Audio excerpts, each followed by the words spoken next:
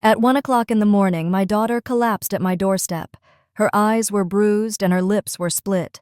Sobbing, she confessed. My husband hit me because of his mistress. I held her in silence. I helped her into the house, and without a word, I put on my police uniform. Ready, I loaded the bullets. Then I dialed my lawyer's number. Start the plan now. I'm glad you're here. If you're watching this video, give it a like, subscribe to the channel, and tell me in the comments where you're listening to my revenge story from. I want to know how far it has reached. I had just turned off the TV and slumped onto the sofa, my eyes half closed, after a long, exhausting shift. Being a cop in this town wasn't always a matter of life and death. But that day, I had to break up a fight at the downtown bar and then write the report until the early hours. My body felt heavy. I just wanted to sleep deeply. Outside on the street, the barking of dogs mixed with the buzz of motorcycles from the neighborhood kids speeding by. It was already 1 o'clock in the morning, but the neighborhood refused to sleep. I figured the guys were on the corner smoking and drinking some beers like every night. I thought I closed my eyes, trying to ignore the noises so my head could rest. Suddenly, a hurried knocking sounded at the door so loud it made me jump. My heart raced and my police instincts kicked in immediately. Who could be knocking like that at this hour? I walked quickly to the entrance, grabbing a chair tightly just in case. "Who is it?" I asked, my voice a little shaky, not from fear, but because I felt something bad was happening. No one answered. There were just a couple more knocks, weaker this time, followed by a choked, trembling voice. "Mom, open up, please!" I almost froze. It was the voice of Sarah, my daughter. I unlocked the door in a hurry, my heart pounding in my chest. As soon as I opened it, Sarah collapsed into my arms, trembling like a wounded animal. I hugged her tightly, feeling her limp body as if she didn't have an ounce of energy left. "Sarah, what happened to you, honey?" I asked, my voice breaking. The yellow porch light hit her face, and I was paralyzed by what I saw. Her lip was split with dried blood at the corner. Her left eye, purple and swollen, could barely open. She was clutching her stomach with her hands as if trying to hide a pain. "My husband, he hit me. Because of his mistress," Sarah whispered. Her voice choked before breaking into heartbreaking sobs. I felt my blood boil, but at the same time, my heart broke. My daughter, the one I raised and loved more than my own life, was in front of me. Shattered, I helped her inside. I laid her on the sofa and ran to the kitchen for a damp cloth and the first aid kit. "Stay still, honey. Let me see," I said, trying to stay calm. Although inside I was a wreck, I carefully cleaned the blood from her lip, but it kept coming red raw, as if it were cutting my own heart. The cut was deep. It wasn't just a skin wound. It seemed to carry a much deeper damage. Sarah kept clutching her stomach, her thin hands shaking. Carefully, I removed her hands. I lifted her blouse, and oh my God, I almost dropped the cloth. A huge bruise, black and purple, covered her abdomen as if she had been hit not once, but many times viciously. I felt like I couldn't breathe, as if I had taken the blows myself. "Sarah, who did this to you?" "It was Robert, wasn't it?" I asked, my voice trembling with rage and pain. Sarah didn't answer. She just cried, and her sobs broke the silence of the house. Without another thought, I grabbed the phone and dialed the number I knew by heart for the town's emergency room.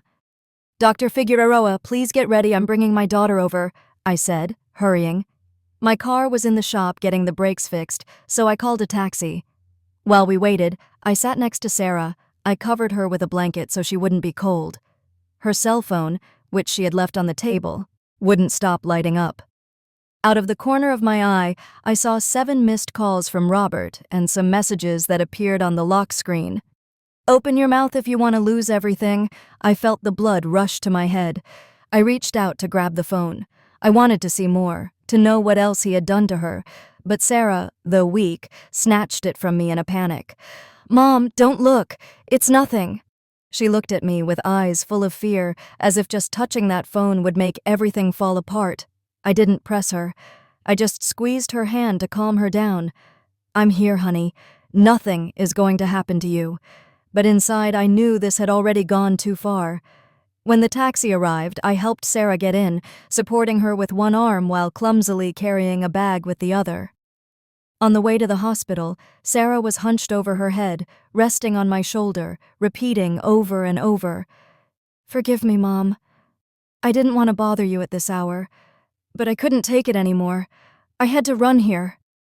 Every word she said was like a stab in my heart. I was her mother. I had promised to protect her all her life, and now she had to come find me in the middle of the night, broken by the man I once trusted.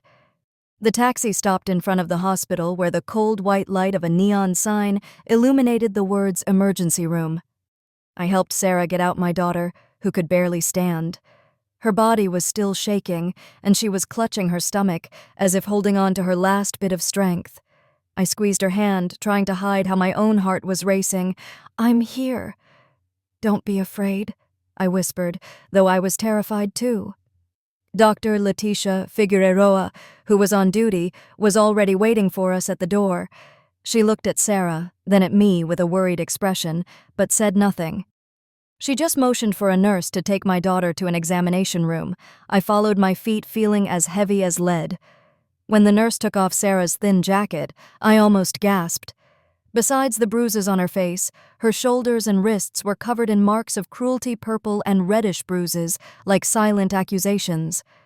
I stood there motionless, holding on to the edge of a table containing the rage that was burning inside me. "What did this bastard do to you?" I thought, but I didn't dare say it out loud for fear that Sarah would start crying again. Dr. Figueroa carefully noted each injury, her face serious. "We need to do an X-ray to see if she has any fractured ribs," she said, her voice grave but firm. I nodded without saying anything, just watching Sarah lie there, her eyes closed as if trying to escape reality. While I waited for the results, I went down to reception to sign her treatment papers and pay a deposit. My cell phone wouldn't stop vibrating. An unknown number appeared on the screen. I recognized it immediately.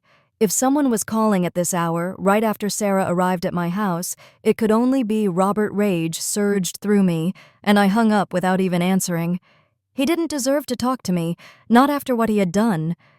When I returned to the room, Sarah had fallen into a light sleep. Probably from exhaustion, I pulled the blanket up my hands, still shaking. Seeing her face, I remembered the Sarah from before, the cheerful little girl who used to run after me in the yard, shouting, "Mom, look at me." Now that smile was gone, replaced by wounds and fear. I sat by the bed, watching her sleep, my heart in pieces. I was her mother. I had promised to protect her, and I had let her fall into the hands of a guy like Robert. I blamed myself. But at the same time, a flame of determination began to burn within me. I couldn't let my daughter continue to suffer. Never again. After they put her on an IV and she was stable, I took Sarah home. I made her a glass of warm milk, left it by her bed, and closed the door quietly, making sure she was asleep. It was almost dawn. A faint light filtered through the window.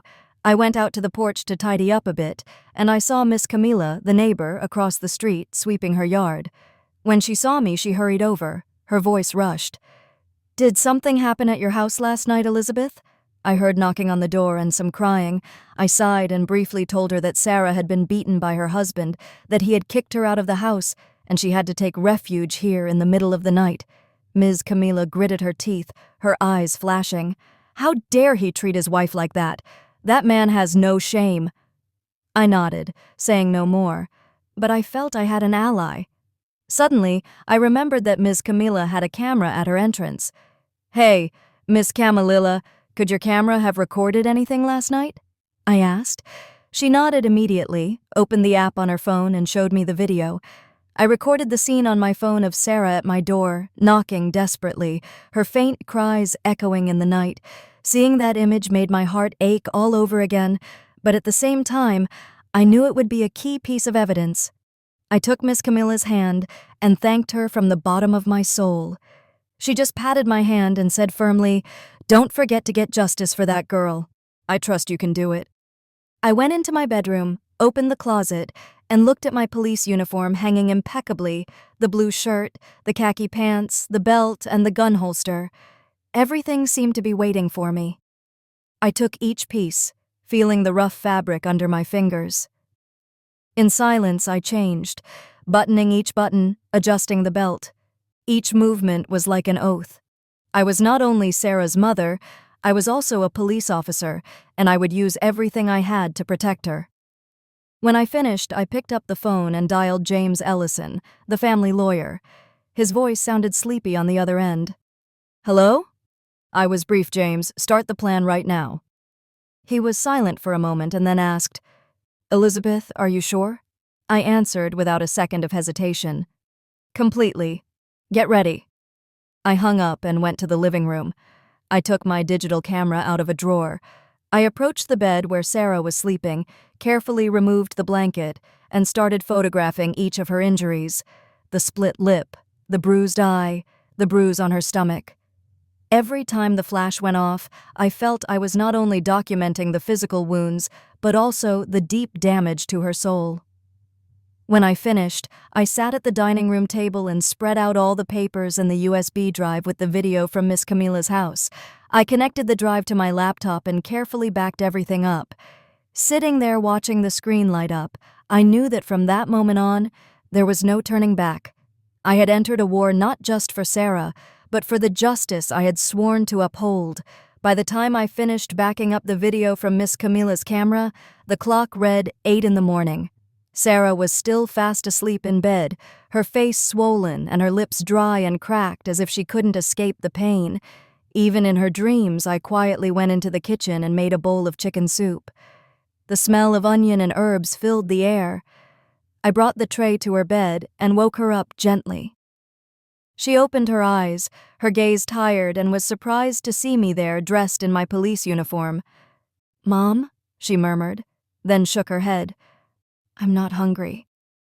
I sat beside her, trying to make my voice as gentle as possible. "To be strong and move forward, you have to eat." Sarah looked at me, her eyes watery, and reluctantly took the spoon, swallowing with difficulty. Seeing her like this squeezed my heart. Just a few years ago, Sarah was a radiant young woman, always smiling, filling the house with joy. Now she was here, broken, a shadow of her former self. I decided to take her back to the hospital for another checkup. The bruise on her stomach worried me. Dr. Leticia Figueroa received us in the emergency room, her face serious but without saying much.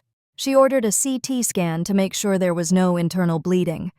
While we waited for the results, I sat in the waiting room, took out my laptop, and connected the USB drive. The video appeared on the screen. At 1:02 in the morning, Sarah was at my front door knocking desperately, her muffled sobs echoing through the microphone. Seeing that image made my heart ache again, as if I were reliving that night. I copied the video to an external hard drive, password protected it, taking care of every detail. I knew what I was doing was not just to protect Sarah, but to build a wall of evidence against Robert. Just then, Sarah's cell phone rang. The screen read, "Robert Mendes." I felt my heart stop. I grabbed the phone before Sarah could react and turned it off immediately. Sarah looked at me, terrified. "Mom, if he finds out I talked, he won't leave me alone." Her voice trembled as if the mere mention of his name plunged her into darkness.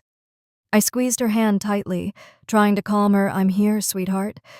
Nothing is going to happen to you." But I said no more. I just looked at the clock in silence. It was almost 10 o'clock in the morning. I took the SIM card out of Sarah's phone and put in another one I had ready. I didn't want him to find her. I didn't want him to have the chance to threaten her again. The CT scan results came back a few minutes later, confirming that Sarah had several severe soft tissue contusions, but luckily no internal bleeding. I let out a breath, but the relief was momentary. The wounds on Sarah's body would heal, but the ones in her soul I knew would need much more time. I took her home and called James Ellison, the lawyer. "I have the medical records and the video from the neighbor's camera," I told him bluntly. He scheduled a meeting at his office in the afternoon to gather the evidence. Meanwhile, Ms. Camilla came over with a pot of still hot chicken broth. "This is for Sarah to get her strength back," she said with her warm voice. "If you need a witness, count on me." I looked at her, feeling her sincere support, and my heart felt a little stronger. In the afternoon, Sarah tried to rest, but she would wake up startled from nightmares. I sat by her side, trying to calm her, but she just babbled fearfully. Robert pushed me and Denise. She was in a corner mocking me. Hearing that, I felt the blood rush to my head. "Who is Denise?" I asked, my voice shaking with rage. Sarah told me in a weak voice that Denise was Robert's mistress, that she had come to their house several times, shamelessly, showing off, provoking Robert to take it out on her. Her story was like a knife in my heart. I had eaten at the same table as Robert. I had thought he was a decent man who would take care of my daughter, and now it turned out he was not only cheating on her, but letting another woman humiliate her in her own home. Sitting by the bed, I took out my cell phone and took close-up pictures of the bruises on Sarah's wrists, including the watch to show the exact time. With every picture I took, I felt I was not only documenting the physical wounds, but also the pain my daughter carried. I knew these photos would be evidence, but they were also a reminder of what I had to do to protect her. In the afternoon, I took Sarah to James's office with a portfolio containing all the evidence I had gathered. He opened it and laid everything on the table: the photos of the injuries, the medical report, and the video on the USB. James nodded, his voice firm. "This is a pretty solid foundation. Now we just need to prove public adultery, and he'll have nowhere to run." I gripped the handle of my purse, knowing perfectly well what my next step was. I was no longer just a grieving mother. I was a cop, and I would use everything I had to make Robert pay. That night, I didn't take Sarah to my house. I didn't want her to be in a place where Robert could find her. Instead, I left her at Miss Camilla's house, my trusted neighbor. She opened her doors for her to stay the night and promised to keep a close eye on her. I returned home alone, my heart heavy. I took off my police uniform and put on an old jacket and jeans, trying to look like an ordinary person and not an officer looking for evidence. I took the digital camera out of the drawer, checked the battery and memory card, and left in my old car. Every turn of the tires reminded me that I was entering a war not just for Sarah, but for the justice I had sworn to uphold. I parked the car in a dark alley near the Arches bar, the place Sarah had told me Robert frequented. The neon light from the place lit up a piece of the street. I sat in the car, hunched down, camera in hand, waiting. Around 8 p.m., Robert's silver truck appeared, its headlights sweeping the alley. My heart raced, but I remained calm and turned on the camera. Ready. A few minutes later, a woman came out from the corner. She was wearing a tight red dress, her lips painted a deep color, and a cigarette in her hand. She walked with a provocative confidence. I recognized her immediately. It was Denise Salgado, the woman Sarah had told me about, Robert's mistress, the one who had made my daughter suffer. Robert turned off the engine, got out, and opened the door for Denise, wrapping his arm around her waist with familiarity. Seeing him, I felt my blood boil. He, the one who had sat down to eat in my house, the one who had called me mother-in-law, was now embracing another woman while my daughter was in a bed full of bruises. I snapped picture after picture. The neon light from the bar clearly illuminated their faces. Each photo was like a stab, but also another piece in the puzzle I was putting together to unmask him. I followed them from a distance to a small hotel with a flashing red light sign. I didn't get close, just stayed far away and took a couple more photos of them entering the lobby hand in hand. Then I went around to the parking lot and took a picture of Robert's truck license plate, making sure a nearby digital clock showed the time. Each photo was a bullet, and I knew I had what would leave him with no escape. When I got home, I opened my laptop and moved all the photos to a special password-protected folder. I called James, the lawyer, with a determination I couldn't hide. "I have the photos of his infidelity. You can see their faces." "You can see the car's license plate," James responded with a firm voice. "Excellent, Elizabeth. Keep them safe. Don't let him know you have them." I nodded, although he couldn't see me, feeling a little more relieved, knowing I was one step closer to justice. Just then, my cell phone vibrated. It was Sarah calling from Miss Camilla's number. Her voice sounded distressed. "Mom, he just called a friend of mine to ask where I am when she told him she didn't know he threatened her too. I'm so scared." Hearing Sarah, I felt my heart shrink. My daughter, even though she had escaped, Robert, was still tormented by his threats. I reassured her. You stay calm. Stay at Ms. Camilla's house. I have him under surveillance. But inside, I knew I had to act faster. Before he found a way to hurt Sarah again, I immediately contacted Commander Rosales, a trusted colleague at the station. I presented him with all the evidence I had gathered, the video from Ms. Camilla Sarah's medical history, and the photos of the infidelity. I need you to send a patrol to watch the neighborhood, especially Ms. Camilla's house. I said, my voice hard. Rosales agreed without hesitation, but not without warning me first. Elizabeth, what you're doing is very dangerous, but if you have enough evidence, I'm sure you'll win. I thanked him and gave him a copy of the infidelity photos in case something happened to me. That night, I couldn't sleep a wink. I sat at the dining room table, organizing all the data into files, proof of the injuries, the camera video, and the photos of the infidelity. Each file was like an accusation, one more step to bring Robert to light. But in my heart, I couldn't shake the pain. I had once considered him a son. I had believed he would protect Sarah. And now, not only had he betrayed her, but he had dared to raise a hand to her to, threaten her, all for another woman. That pain, like a deep cut, hurt me every time I thought about Sarah's bruises. The next morning, I took Sarah to Anas Kuroga, a psychologist James had recommended. Sarah needed help to overcome the trauma of the days of abuse. I stayed in the waiting room, my heart heavy. Watching my daughter walk into the office, walking slowly with her shoulders slumped, was like a stone in my chest. I, who thought I was a strong mother, a tough cop, had not been able to protect her from the man I trusted. That pain, like a deep cut, hurt me every time I remembered Sarah's bruised face. While I was sitting there, my phone vibrated. It was Romero Alcazar, the head of the Public Property Registry, whom I knew from some previous dealings. His voice sounded grave and a little rushed. Mrs. Arriaga, it's not wise to talk much on the phone, but I just saw your name and your daughter's on a land transfer file. Something strange.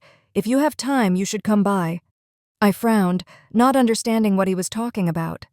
Sarah and I hadn't done any transfer paperwork, but a bad feeling made me get up immediately. I told Anais I would be back for Sarah later. When I arrived at the public registry, Romero motioned for me to enter his office. He opened a file, frowning. There's something strange here. This land was transferred to a Denise Salgado last week, but since you didn't call me to confirm, I found it odd. I froze. I felt my blood run cold. It can't be, I exclaimed. My voice choked. Sarah and I never signed anything. Romero shook his head and handed me the file. The signatures are here with your name and your daughter's, and the transaction is already filed. I took the paper and saw shaky signatures which looked nothing like ours. I immediately asked, who came to deliver these papers? Romero replied in a low voice. The employee told me it was your son-in-law, Robert. He said you had asked him to handle it because you were busy. Hearing that, I felt my blood boil. Robert had not only hit Sarah, not only cheated on her, but he had dared to forge our signatures to steal the land, my father's inheritance, what my family had cared for years. I tried to stay calm and asked Romero for a photocopy of the file. He sighed. Someone from in here surely helped him with the paperwork. Before I left, he whispered, Elizabeth, this is dangerous. Be careful that no one in the office knows I told you. I nodded, thanked him, and promised not to betray him, but inside, I felt like I was walking on pins and needles. Robert was not just a violent man. He was a manipulator, willing to do anything to get his way. In the afternoon, I went to pick up Sarah from her therapy. She looked tired, but her gaze was no longer one of panic.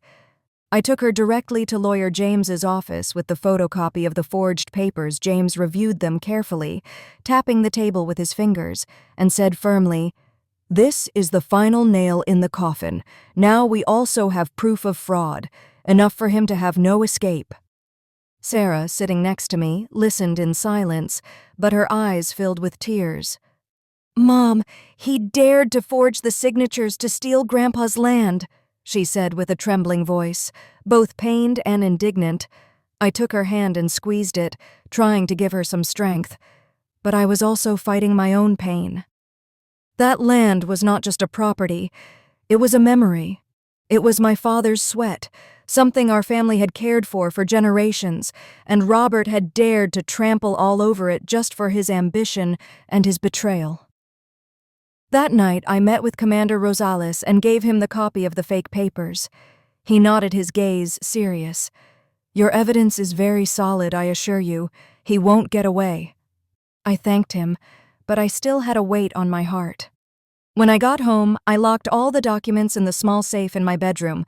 The clock showed almost midnight, but I wasn't sleepy at all. I sat in the dark thinking about Robert, about what he had done to Sarah, to our family. That pain, like a slow fire, burned and drove me at the same time. I knew the time had come to face him directly. There was no other option. On Saturday morning, I left Sarah at Miss Camilla's house, the safest place for her at that moment. Commander Rosales had someone watching outside, and I knew she would be protected, but my heart was not at ease. I put on civilian clothes, an old jacket and jeans. But I hid a file in my bag with the evidence I had carefully prepared. The photos of Sarah's injuries, the video from the neighbor's camera, the hospital report, and the photocopy of the fake land papers. I drove my old car to Robert's pawn shop, the place where he did his business, and flaunted his power in town. Every turn of the tires reminded me that this was not a simple trip, but an inevitable confrontation. The pawn shop was open. A smell of machine oil and cigarette smoke hit me in the face. Two of Robert's henchmen were arranging things on the shelves and gave me a sideways glance when I entered. One of them smiled mockingly. "Look, the mother-in-law arrived." I ignored them and walked straight to the back office where Robert was sitting, counting money with stacks of dollar bills piled on a wooden desk. He looked up and gave a fake smile. "What's up, police, mother-in-law? Are you so unoccupied that you have time to visit your son-in-law?" His voice was loaded with sarcasm, but I paid him no mind.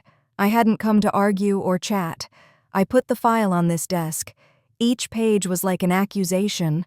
The photos of Sarah's bruises, the video from Miss Camilla's camera with my daughter's cries in the early morning, the hospital report detailing her injuries, and the photocopy of the fake papers he had dared to sign for me and for Sarah. Robert glanced at them. His face changed for an instant, but he quickly regained his air of confidence, hiding it with a contemptuous smile. "And what about these little papers? I have better lawyers than you." I looked him in the eyes, my voice cold. "I didn't come to argue with you. If you want to see who's right, we'll see each other in court." He jumped up, his voice restrained as if I had touched his pride. "Who's going to dare to touch me? Who's going to stand against me in this town?" I didn't flinch. I looked him straight in his arrogant eyes. "I will. Don't think everyone is afraid of you. Jan." The two guys at the entrance tried to approach, but I put my hand in my jacket pocket, revealing my police badge. They stopped dead in their tracks, their gazes evasive. Robert turned red, slammed the table hard, and almost shouted, "Your daughter is a weakling! She deserved to be disciplined, and don't think that badge will always save you." Hearing that, I felt my blood boil. He dared to say that Sarah, my daughter, whom I loved more than my life, deserved to be disciplined. He dared to justify the bruises the night Sarah had to flee in pain. I wanted to scream at him. I wanted to pounce on him and grab him by the neck, but I held back. I didn't answer, just collected the file in silence, put it in my bag, and turned to leave. Before I left, I turned back and said firmly, "Just so you're clear, from now on, the rules of the game have changed. It's not you who's going to discipline anyone. It's the law that's going to discipline you." Robert shouted at my back, "If you walk out that door, you stop being my mother-in-law, and then don't complain if I get nasty." I stopped, looked at him one last time without a hint of fear. "Well, consider that from now on, you are no longer my daughter's husband." I went out into the street where the wind was kicking up dust from the dirt road I got in the car and immediately called James. "It's time to file the lawsuit," James replied, his voice calm but cautious. "All right, get ready. He's going to counterattack with everything he's got." I nodded, though he couldn't see me. My heart as cold as steel. I knew this war wouldn't be easy, but I was ready. A few days after my confrontation with Robert at the pawn shop, rumors started spreading through the neighborhood like wildfire. Early in the morning, I went to the market for some vegetables, trying to act normal, but the whispers reached my ears. Two ladies at the corner stall were whispering that Sarah probably made it all up. They say she talked back to her husband a lot, that's why he hit her. I walked past them and they fell silent, but their gazes followed me as if I were the one causing trouble. In the cafe next door, an old man sipped his coffee and shook his head. Elizabeth is now using her badge to screw over her son-in-law. Hearing that, it felt like a dagger in my chest. These people who greeted me every morning, who smiled at Sarah when she was a child, now so easily believed Robert's lies. I lowered my head and quickened my pace, trying not to let them see my eyes, welling up with tears. At noon, James called me to his office. He placed a stack of papers in front of me, his voice grave. Robert just hired Hector Valdivia, a lawyer from Mexico City. He filed a counter. He says Sarah made everything up to extort him, and that you're abusing your authority as a police officer. I took the lawsuit. I saw Valdivia's signature in blue ink, still fresh. The words on the paper were like direct accusations against Sarah and me, as if we were the bad guys, the ones trying to ruin Robert's life. Sarah, sitting next to me, turned pale and said with a trembling voice, "Mom, he wants to make me out to be a liar." Seeing her, I felt my heart clench. Sarah, my sweet daughter, now had to endure not only the bruises on her body, but also the slander of the man she once loved. I took her hand and squeezed it, trying to give her some strength. But inside, I felt an indescribable pain. I had thought this town where I was born and raised would be on our side, but now it seemed the whole world was turning its back on us. In the afternoon, I took Sarah to Miss Camilla's house. As we passed through an alley, I saw Robert's two henchmen standing there smoking, staring at us. One of them lifted his chin and said sarcastically, "Be careful. People around here believe Robert more than you." I didn't answer, just squeezed Sarah's hand and got her into the house. But those words were like stones thrown at my heart, making me feel more alone than ever. I immediately called Rosales to inform him of the threat. He promised to reinforce patrols at night, but his voice also sounded worried. "Elizabeth, be careful. That guy is trying everything to turn the situation around." I nodded and thanked him, but inside I knew I was walking a very dangerous path. That night, I went to the corner store to buy something to eat. The owner, an acquaintance of many years, took me to a corner and whispered, "Elizabeth, be careful. People are saying all over that you made everything up to take the land from your son-in-law." Hearing that, a chill ran down my spine. The people who had been my neighbors, with whom I had shared stories, now believed I was a schemer. I thanked her, tried to smile, but as I left the store, I felt the world was caving in on me. When I got home, I found an unmarked envelope slipped under the door, inside a note in scribbled handwriting. "Shut up, or you lose your daughter." I took the paper. My hands trembled, but not from fear. I was furious. Furious because Robert dared to threaten my daughter. Furious because the people around me were so easily manipulated. I carefully filed the note in the evidence file, knowing it would be another piece to unmask him.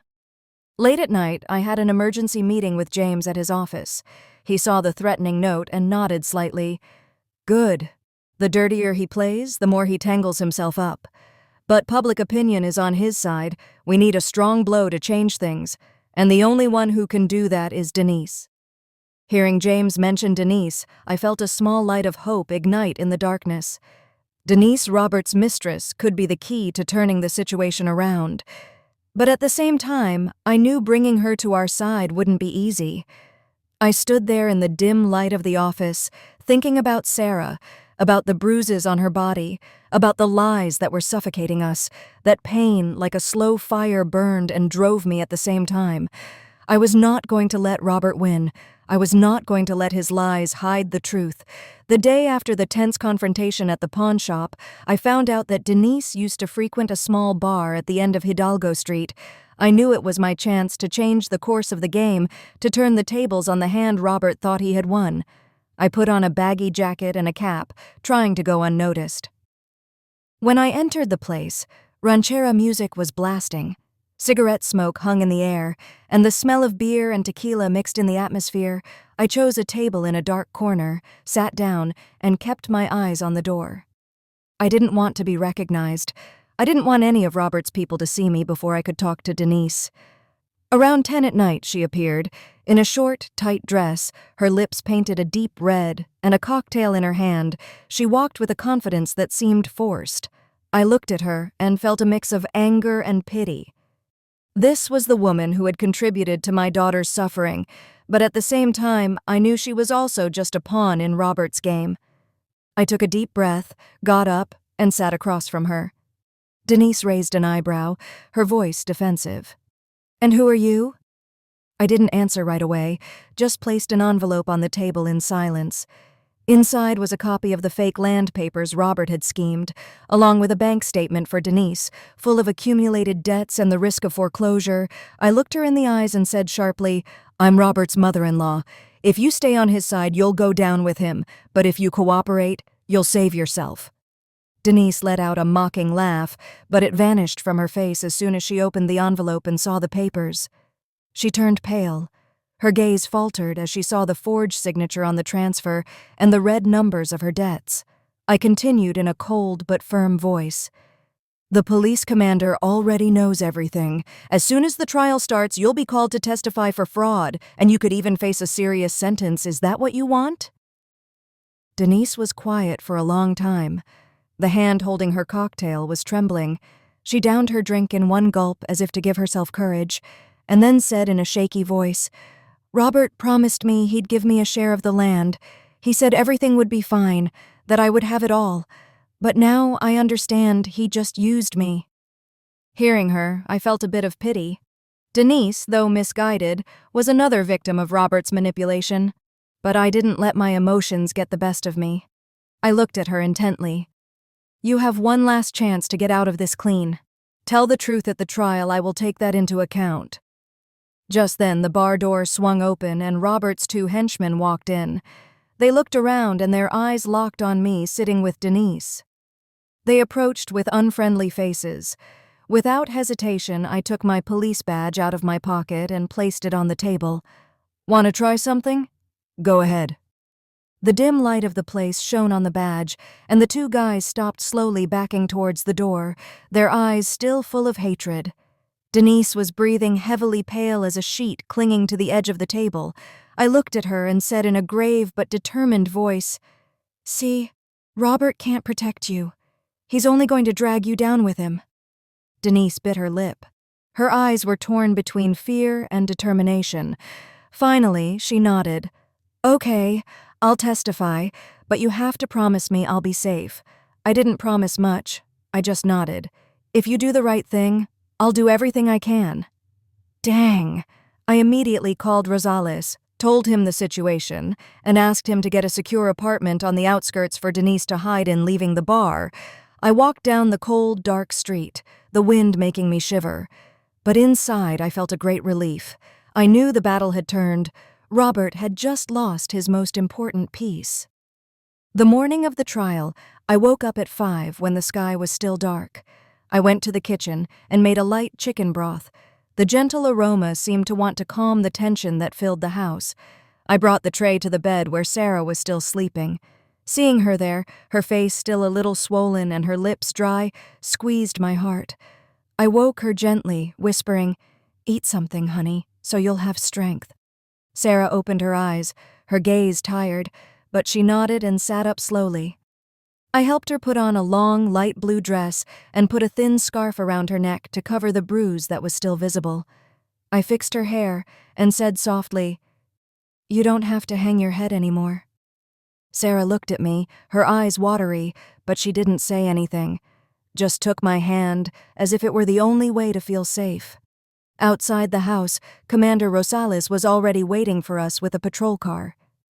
He greeted me with a nod. His look was serious but warm. "I've arranged an escort, Elizabeth. Everything will be fine today," he said. I thanked him, feeling a bit of relief knowing I wasn't alone. On the way to the courthouse, I saw the town's people gathered in the square whispering. Some looked at us with curiosity. Others nodded slightly, as if in support. But there were also those who shook their heads with mistrust. The rumors Robert had spread still hung in the air, and I knew that today's battle was not just against him, but to reclaim the truth. Arriving at the courthouse entrance, I saw Robert. He was standing there in an impeccable suit, his face red and his gaze sharp as a knife. Beside him, the lawyer, Valdivia, seemed calm, but I knew he was tense. Denise was there too, standing far from Robert, her arms crossed and her gaze distant. Seeing her, I remembered the night at the bar when I convinced her to switch sides, and I felt a spark of hope, but I knew today wouldn't be easy. I took Sarah's hand and led her into the courtroom. Inside, the place was packed. The old wooden benches creaked as people settled in. I saw Miss Camila in the back row. She nodded at me encouragingly, as if to say she would always be there supporting us. Judge Arturo Cervantes entered, and the whole room stood up. The air felt thick. The only sound was the whir of the ceiling fan like the heartbeat of the room. Lawyer James began. His voice was deep and confident. He presented the case. Each piece of evidence was laid out before the court.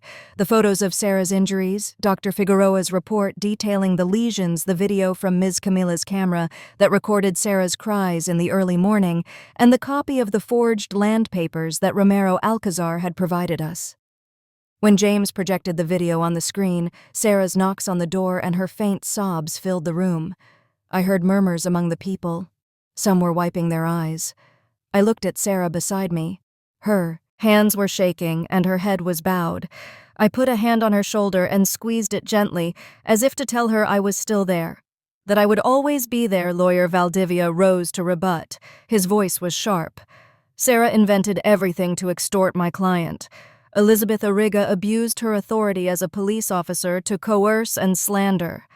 Those words were like daggers in my heart.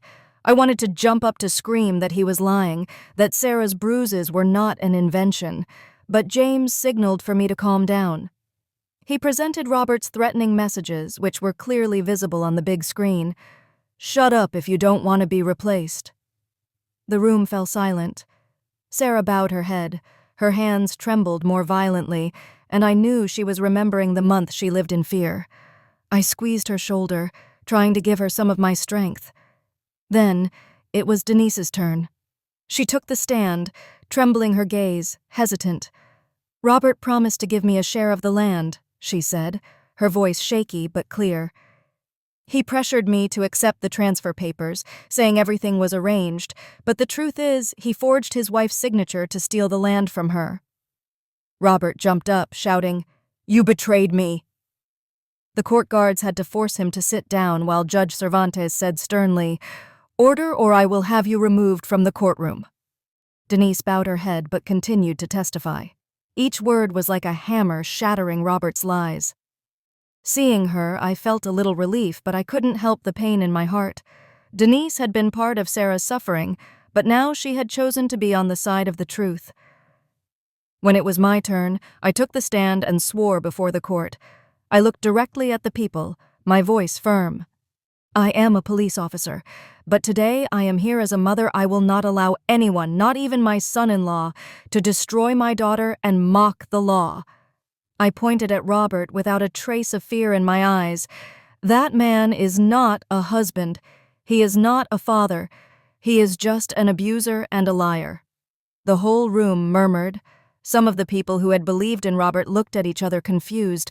I saw Miss Camila's gaze. She nodded as if telling me I had done the right thing. Finally, Judge Cervantes stood up to read the verdict. His voice was grave and clear, but I didn't hear every word. I only knew that he issued a protection order for Sarah froze all of Robert's assets, nullified the land transfer, and sent the case to the district attorney's office to investigate the crimes of usury and domestic violence. A roar of murmurs filled the room. Robert slumped in his chair, his face pale, as if all his strength had vanished. Valdivia remained silent, taking off his glasses to wipe away the sweat. I took Sarah's hand and led her out of there. The midday sun shone brightly on the courthouse steps, and I heard people whispering, "Elizabeth won, justice won." But inside, I knew that this victory did not erase the wounds Sarah had suffered. I only hoped that from this day on, she could begin to find her smile again. The afternoon of the trial, when Judge Arturo Cervantes finished reading the verdict, the courtroom erupted in murmurs. I didn't hear every one of his words, but when I saw Robert collapse in his chair, his face pale, I knew we had won. The ruling dictated a protection order. For Sarah froze, Robert's assets annulled the fraudulent land transfer and sent the case to the district attorney's office to investigate the crimes of domestic violence and usury. When I took Sarah's hand and we left the courthouse, the midday sun was shining on the steps, and I heard people whisper, "Elizabeth won, justice won." But inside, I didn't feel victorious. I just felt relief, as if a weight had been lifted from my shoulders. But the pain was still there, like a scar that would never fully heal. That same afternoon, the police went to Robert's pawn shop to arrest him. People crowded the street to watch. Some whistled at him, others shouted insults to his face. I wasn't there. But the next morning, when the local newspaper published a photo of Robert in a prison uniform and handcuffs under the headline, "Pawn shop owner arrested for violence and land fraud," I felt something strange. It wasn't joy. It was a kind of liberation. He who had sat at my table, who had called me mother-in-law, was now paying for what he had done, but that feeling was quickly replaced by sadness. I had trusted him. I had thought he would take care of Sarah. The pain of being betrayed by a family member like a slow burn still seared inside me. Denise disappeared from town a few days after the trial. It was rumored she had gone to Metairie to look for work to start over. I didn't blame her. She had been part of Sarah's pain, but in the end, she had chosen the truth. Robert's two henchmen, the ones who called themselves Los Chamucos, were also arrested for witness tampering. The neighborhood suddenly felt calmer. There were no more hateful glares or silent threats. But I knew that the wounds Robert had left on Sarah and me wouldn't disappear so easily. Sarah moved in with me permanently. The first few days, she could barely sleep. She would wake up startled every night, sweating, screaming, "Mom, he's coming!" In those moments, I would sit by her side, take her hand, and whisper, "It's okay, honey. You're safe now." But seeing Sarah, I saw myself years ago when I, too, kept silent in the face of my own pain. I took her to Anais Quiroga, the psychologist, every week without fail. Anais listened to Sarah with patience, helping her face her nightmares step by step. After a few weeks, I started to notice a change. Sarah no longer covered her face when she went out. She no longer hung her head when she walked through the market. One afternoon, I found her in the kitchen making enchiladas, and as she folded the tortillas, she sang softly. That song, as gentle as the wind, brought tears to my eyes. It had been so long since I had heard my daughter sing. It was as if the sun was starting to enter the house again. The town also began to change its attitude. The neighbors who had doubted who had believed Robert's rumors now greeted me. Some came up to apologize with regret in their voices. "Mrs. Elizabeth, we didn't know the truth." I just nodded without resentment. I understood that Robert's lies had been convincing, and not everyone has the courage to stand up to someone like him. Miss Camilla came to visit with a tray of sweetbread, and she hugged Sarah tightly. "You turned out stronger than your mother in her day." Seeing them laugh together warmed my heart, as if people's kindness still existed despite the dark days I continued my work at the station. Every daily patrol was a reminder of my duty. Every time I encountered a case of violence, I felt more determined to help other women break the silence.